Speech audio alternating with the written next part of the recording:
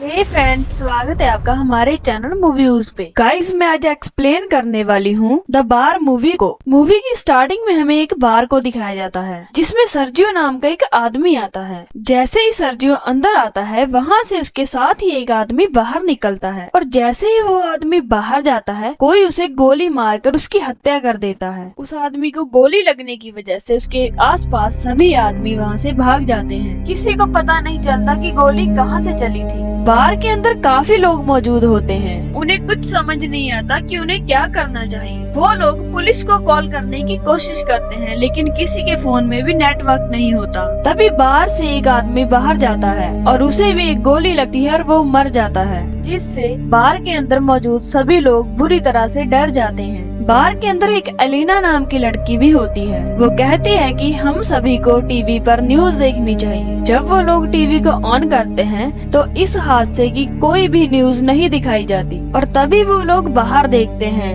वहाँ से वो दोनों डेड बॉडीज गायब हो चुकी थी। उनका खून भी वहाँ से साफ कर दिया जाता है। वहाँ पे मर्डर का कोई नामो निशान नहीं बता। उन लोगों को कुछ भी समझ नहीं आ रहा कि आखिर वहाँ पर हो क्या रहा है। तभी उनमें से एक आदमी कहता है कि कोई चाहता है कि हम में से कोई भी बाहर ना जाए। तभी सर्जियो अपनी राय रखता है और कहता है कि हो सकता है कि हम सब में से कोई किलर हो या हम में से ही कोई एक आतंकवादी हो जिसके पास कोई भयानक विस्फोटक हो और पुलिस उसे पकड़ना चाहती हो। तभी बार में काम करने वाला एक आदमी पूछता है कि बाहर जो लाशें थी वो कहाँ चली गई और सड़क पर कोई भी इंसान नहीं दिख रहा। सारी सड़कें सुनसान पड़ी हैं। यहाँ पर एक आदमी होता है जिसका नाम नाचो था, जो अपने पैर से अपने बैग को छुपा रहा था। सर्जियो उसे ऐसा करते हुए देख लेता है और सबको बता देता है। तभी उसके बैग को ले लिया जाता है। जब उसके बैग को खोला जाता है तो उसके अंदर एक हार्ड ड्राइव होती है। तभी वो सभी को बताता है कि इसके अंदर कोई भी ऐसी चीज नहीं है कि जिससे सभी को आपत्ति हो। वो बताता है कि मैं एक एड कंपनी में काम करता हूँ और उसमें मेरा डाटा है, लेकिन उसकी बात पर कोई भी यकीन नहीं करता और उसकी हार्ड ड्राइव को तोड़ दिया जाता है। बैग के अंदर और कुछ भी नहीं होता।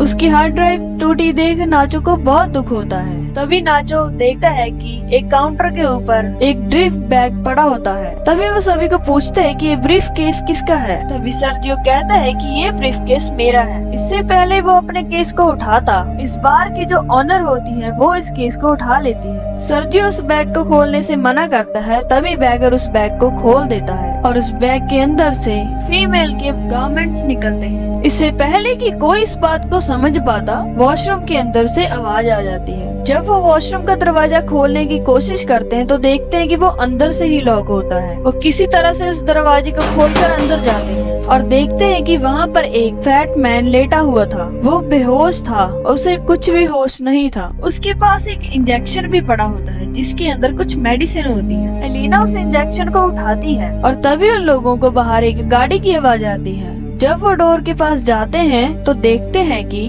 बहुत सारे आर्मी ऑफिसर अपने फेस को पूरी तरह से कवर कर वहाँ पे बहुत सारे टायर्स को रखते हैं, जिसके बाद वो टायर को जला देते हैं और वहाँ से चले जाते हैं। हालांकि उन लोगों को लग रहा था कि वो उनकी हेल्प के लिए आए हैं, लेकिन वो आर्मी ऑफिसर उनकी हेल्प नहीं करते। और तभी टीवी पर न्यूज दिखाई जाती है कि शहर के एक बहुत बड़े हिस्से में आग लग चुकी है, इसीलिए उसे सील कर दिया गया है। उस तरफ कोई भी नहीं जा सकता। बाहर में सभी लोग इस न्यूज को देखकर बहुत हैरान होते हैं कि सरकार झूठ क्यों बोल रही है। और तभी वो फैट मैन जो वॉशरूम के अंदर बेहोश था, वो सबके सामने आ जाता है। उसका पूरा शरीर फूल जाता है, उसकी आंखें भी बहुत अजीब होती हैं। तभी वो वहीं पर गिर जाता है और मर जाता है। तभी वो लोग उसके फोन को उठाते हैं और उन्हें पता चलता है कि वो एक आर्मी ऑफिसर था। उसके फोन में कुछ और भी पिक्स होती हैं, जिसमें कुछ लोगों ने पीपीई किट पहनी होती है जो किसी भी वायरस से बचने के लिए होती है। उनके हाथ में स्प्रे भी होता है और अब बार के अंदर सभी लोग समझ जाते हैं कि पूरे एरिया को क्वारंटाइन कर दिया गया है। और अभी अभी जो फैट मैन यहाँ पर मरा है, उसने मरने से पहले ही कहा था डोंट टच मी, मीन्स ये कि ये आदमी इन्फेक्टेड था और इन्फेक्शन से ही इसकी मौत हो गई है और शायद अब यहाँ पर और भी लोग इन्फेक्टेड होंगे। फिर हम नाचो को देखते हैं जो किसी भी तरह से अपने फोन में सिग्नल लाने की कोशिश करता है। तभी वो एक टेबल पर चढ़ जाता है और अपने फोन को ऊपर उठाता है और उसके फोन में नेटवर्क आ जाता है। वो ये बात सबको बताता है कि उसके फोन में नेटवर्क आ गया है। तभी सभी लोग उसे कहते हैं कि तुम मीडिया वालों को फोन कर उन्हें सब कुछ बताओ। नाचो की एक फ्रेंड होती है जो मीडिया वालों को जानती है, वो उसे कॉल करने लगता है, लेकिन तभी एक आदमी टेबल पर आकर चढ़ जाता है, जिस वजह से टेबल टूट जाता है। तभी वहाँ पे खड़ा एक आदमी नाचो से मोबाइल फोन मांगता है। बार की जो ओनर होती है वो सभी को कहती है कि इस मोबाइल को मत छूना, क्योंकि ये फोन उसी आदमी का है जो इन्फेक्टेड था और जिसकी यहाँ पर अभी अभी मौत हो गई है, और अगर किसी ने भी इस फोन को छुआ तो वो भी इन्फेक्टेड हो जाएगा। यानी कि नाचो और जिसने भी इस फोन को छुआ है वो सभी इन्फेक्टेड हैं। और ऐसे यहाँ पर 5 लोग होते हैं। तभी सबको गन पॉइंट पे ले लिया जाता है और उन सभी को कहा जाता है कि इस डेड बॉडी को लेकर नीचे तहखाने में जाओ। उन 5 को उन लोगों की बात माननी पड़ती है। वो 5 डेड बॉडी को लेकर नीचे तहखाने में चले जाते हैं। ऊपर अब बस 3 लोग ही बचे थे। वहीं नीचे एक लेडी को सफोकेशन होना शुरू हो जाता है। वो तहखाने का दरवाजा खोलने को कहती है, लेकिन कोई भी उसकी हेल्प नहीं करता। और तभी वहाँ पर ऊपर कुछ रखी बॉटल्स गिर जाती हैं। उन बॉटल्स का लिक्विड एक तरफ बहना शुरू हो जाता है। तभी वो लोग देखते हैं कि वहाँ पे ड्रेनेज है, यानी कि बाहर वहाँ से पानी के रास्ते निकल सकते हैं। उन लोगों के साथ जो वहगर होता है वो उस ढक्कन को खोल देता है और वो तय करता है कि वो ड्रेन से यहाँ से बाहर निकल जाएगा। कोई भी उसका साथ देने को तैयार नहीं होता, लेकिन वहगर के पास कोई भी और रास्ता नहीं है, इसीलिए वो अपनी बॉडी पे ऑयल लगाता है और वहाँ से नीचे जाने की कोशिश करता है, लेकिन वो होल इतना बड़ा नहीं है जिस वजह से वो नीचे नहीं जा पाता।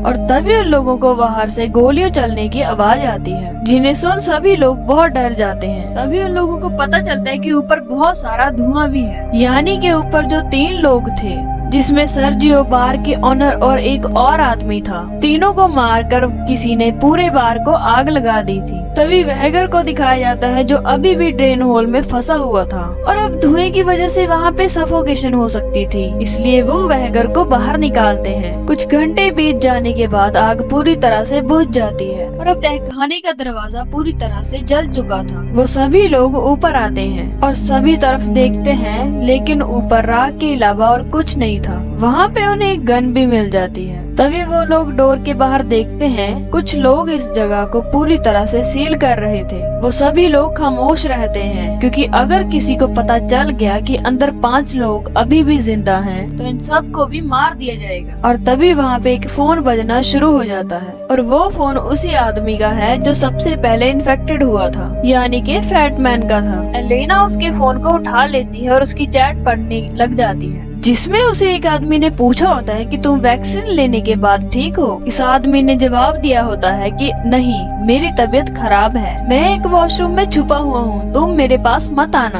अब एलिना पुरानी चैट पढ़ती है, जिसमें इस आदमी ने लिखा होता है कि मेरे पास 4 वैक्सीन और बची हुई हैं। और तभी वो लोग समझ जाते हैं कि इसके पास जो इंजेक्शन था वो वैक्सीन थी। तभी सभी के दिमाग में ये बात आती है कि अगर इस बीमारी की वैक्सीन बन चुकी है तो इस जगह को सील क्यों किया गया, क्यों लोगों को मारा गया। और अब ये उसकी और भी चैट पढ़ना शुरू कर देते हैं, जिसमें एक आदमी ने कहा था कि उसने इस वैक्सीन के साथ एक नन के ऊपर काम किया और वो पूरी तरह से ठीक हो गई। ये सुन के सभी लोग बहुत खुश हो जाते हैं कि उनकी बॉडी के अंदर जो वायरस है अब उसकी वैक्सीन है। लेकिन तभी ये सोचने लग जाते हैं कि अगर इस आदमी के पास वैक्सीन थी तो ये मारा क्यों गया। जब वो लोग चैट को पढ़ते हैं तो उन्हें पता चलता है कि ये आदमी पहले से ही 2 दिनों से बीमार था। इसके बाद एक बार फिर से वो फोन रिंग होना शुरू हो जाता है। इससे पहले कि वो फोन को उठाते, बैटरी लो होने की वजह से फोन स्विच ऑफ हो जाता है। किसी भी तरह से फोन को दोबारा चार्ज करने की कोशिश करते हैं। फिर एलिना डिस्कस करती है कि इस आदमी ने कहा था कि मेरे पास 4 और हैं। तभी नाचो कहता है कि हो सकता है कि इस आदमी के पास और वैक्सीन हो।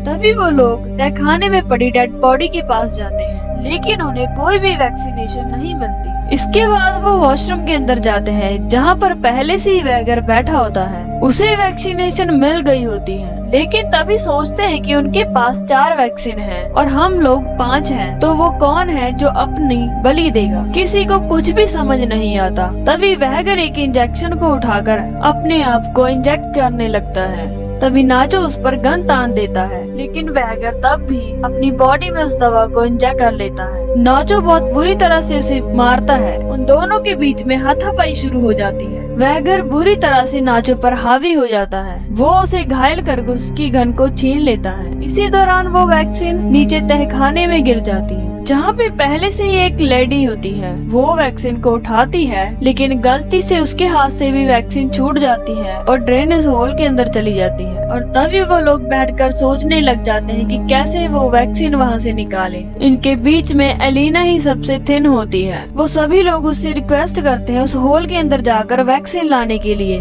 पहले तो वो मना कर देती है, लेकिन बाद में वो मान जाती है। इसके बाद उसकी बॉडी में ऑयल लगाया जाता है और उसे उस छोटे जे होल के अंदर धकेला जाता है, जिससे बड़ी मुश्किल से वो नीचे गिर जाती है, जहाँ चारों तरफ बहुत गंदगी होती है। एलिना को वहाँ पर वैक्सीनेशन मिल जाती है। नाचो ऊपर से एक तार को नीचे फेंकता है और कहता है कि वैक्सीनेशन को इस तार पर बांध दो, पर एलिना साफ साफ मना कर देती है, क्योंकि उसे पता है कि ऊपर 3 लोग थे और अब 3 ही वैक्सीन बची हैं। वो नाचो को कहती है कि अगर तुम्हें वैक्सीनेशन चाहिए तो तुम्हें नीचे आना होगा। जिसके बाद ये लोग उस हॉल को बड़ा करना शुरू कर देते हैं। तभी एलिना बाहर का रास्ता ढूंढना शुरू कर देती है। कुछ दूरी पर जाने के बाद उसे कुछ रोशनी दिखती है। तभी वो वैक्सीन को वहीं पर छुपा देती है। इसके बाद वो ऊपर जाती है और ग्रिल के दूसरी तरफ देखती है कि वहाँ पर सिक्योरिटी है, जो कि उनके 3 साथियों को जला रही है, जो ऊपर बार में रह गए थे। तभी हम देखते हैं कि वो 4 लोग जो तहखाने के ऊपर थे, वो सीवर से नीचे आ जाते हैं। नाचो और वैगर के बीच में फिर से फाइट शुरू हो जाती है, लेकिन इस बार नाचो उससे गन छीनकर उसे वहीं पर गोली मार देता है, जिससे वैगर मर जाता है। और अब नाचो के सामने एलिना भी होती है। उसके पास गन थी,